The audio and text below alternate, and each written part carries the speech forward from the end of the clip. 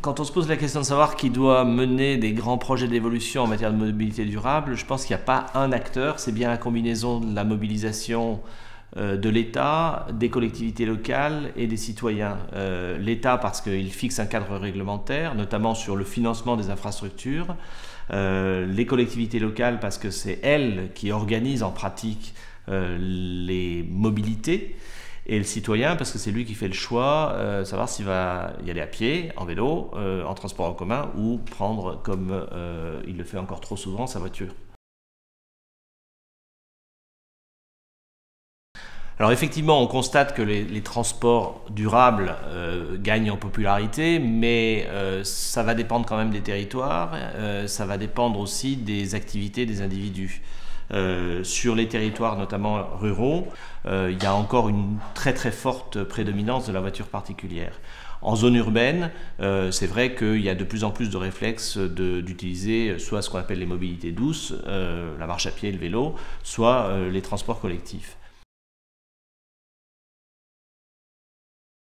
L'évolution proposée qui voudrait faire croire que la voiture électrique sera la solution me semble pas une évolution très intéressante si on reste dans l'idée que la voiture électrique, la voiture fût-elle électrique, reste la voiture de monsieur ou de madame X, c'est-à-dire une propriété individuelle. En revanche, si on évolue dans le sens de dire la voiture électrique devient un instrument collectif de mobilité, à ce moment-là, oui, ça devient un instrument intéressant. Je pense que si on veut vraiment promouvoir des mobilités durables, il ne faut pas simplement s'intéresser aux infrastructures, il faut aussi repenser l'ensemble de l'organisation de la ville. C'est-à-dire qu'il faut d'abord et avant toute chose réduire le besoin de mobilité. Et ça, c'est vraiment des mutations à la fois de la forme urbaine qu'il faut penser, mais aussi des mutations de l'organisation urbaine. Tout ce qui contribuera à réduire la demande de déplacement sera une évolution majeure pour justement faire évoluer la mobilité durable.